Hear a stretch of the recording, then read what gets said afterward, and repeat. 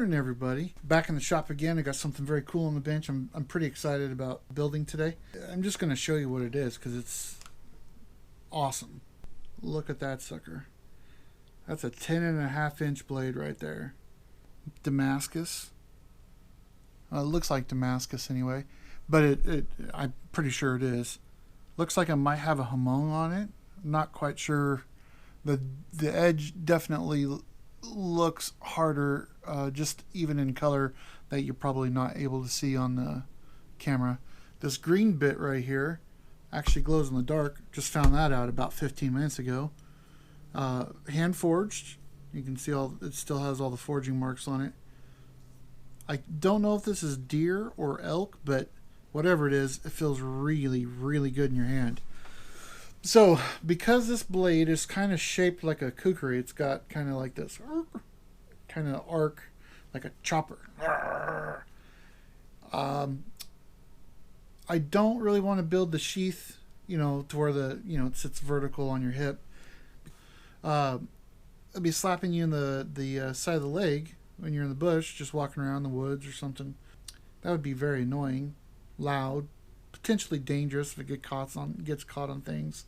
It's a little too long to carry scout style on the waist on the back, especially having to draw it because you have to draw it down just because of the arc.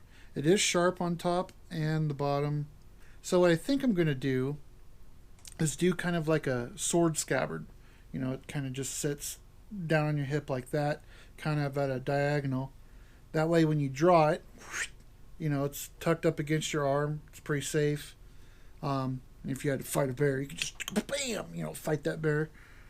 So yeah, that's what I think I'm going to do. I have full artistic license on this build, which I'm really excited about because I don't normally get that. It's usually what the client wants, which, hey, understandable.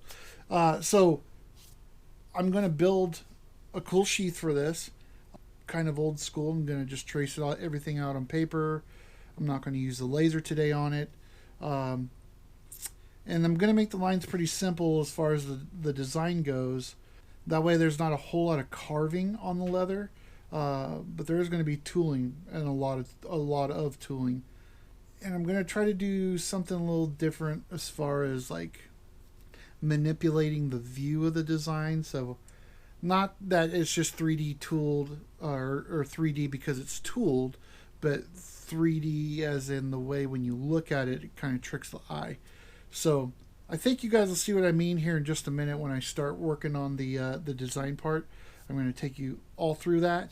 It is going to be time-lapse though, with the standard music I always put on all my videos. So hopefully you don't fall asleep through it, but you can kind of see the process that I go through when I do kind of like the old school, designing stuff. And especially back when I had to do everything on paper and I didn't have, the iPad with the pencil and I could do everything digital and throw it in the laptop and whatever. Let's just get started.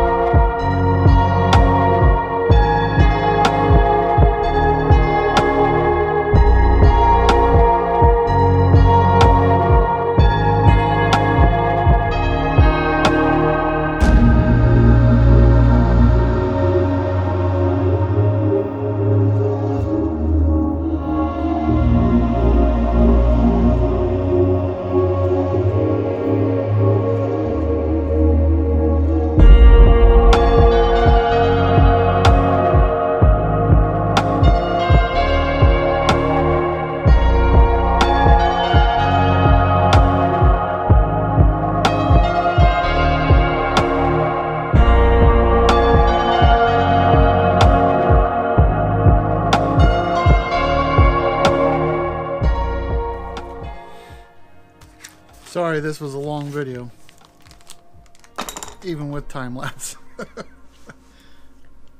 This sheath took me a little while to do. First of all, let's have a look at this beautiful knife. Let me get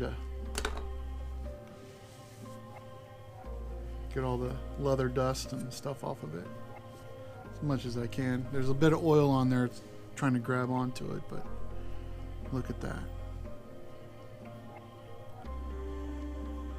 This is a really beautiful knife. This handle feels really good. I have really big hands. Jeremy tends to make a bit smaller handles on these, but this one actually feels really, really, really good. I just love that forged look on there, man. Anyway, let's put this sucker in here.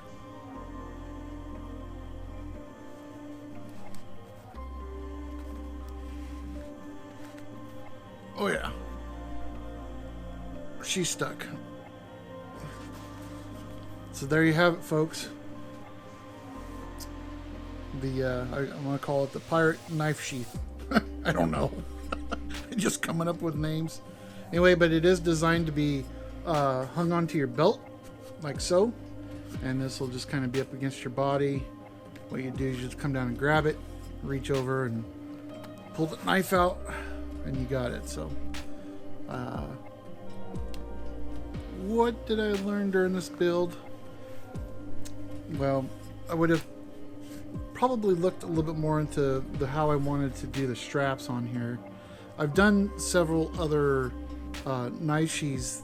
Well, they're actual sword sheaths that hung like this, and I had to do them on the fly though. It's back when I used to do shows, like Renaissance shows and that sort of thing. The pirates would literally come up to me, "Hey, can you fix my this or that?" Or if it was like a Tudor type show, you know, get the guard that would come up, "Hey, my armor popped over here, and can you fix that?" So, but yeah, I think this came out pretty awesome. Have a look at that eye that I inlaid. If you guys are curious what I put on the back of the eye when I did that part, it looked like cardboard. You know, that's the piece that I colored in with a Sharpie, or not a Sharpie, but with the edge coat. That is called wallet stiffener. Normally you can find that at your leather supplier, and it's just a really super stiff, really, well, thin-ish. I mean, it's thin for like a cardboard if you wanted to go that route. It's kind of like the back of a, you know, when you go buy some like office paper and it's got that cardboard in the back. It's like that, except it has like more structure to it, so like it won't bend and then crease really easy. It's just pretty stiff board. So anyway, there she is. The knife fits perfectly inside. This green part here glows in the dark. I still haven't tested that, but I'm gonna take their word for it. It's not easy to turn all the lights off in here, but yeah, look how thick she is. That's a thick boy right there. Oh, and also, you also saw me doing the diamonds on here, and you still can kind of see them. I don't really care about that part. I decided to go a completely different route, and that's why you saw me just aggressively put the finish on there. Sometimes I use the Phoebe's satin finish. If you get really aggressive with it, it'll actually lift your stain off of your leather, especially if it's already been stained. So, but you can still kind of see them in there. But what I decided to do was put the iridescence. It's a compound dust that you get from solar color dust, and you mix it with your neutral Angelus, you know, acrylic paint.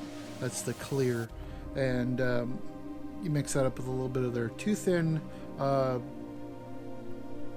liquid. I don't know what to call it. It thins out the paint.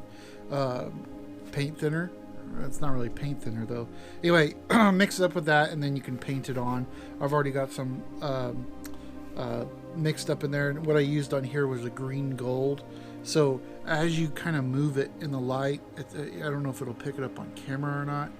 I can't actually see because I'm filming on a GoPro.